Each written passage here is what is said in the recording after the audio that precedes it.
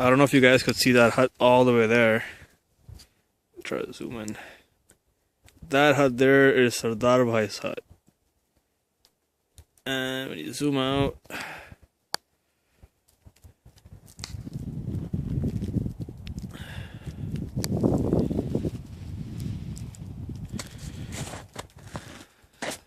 these are my footprints crisscrossing, punching holes everywhere, with a 50-pound auger on my shoulder.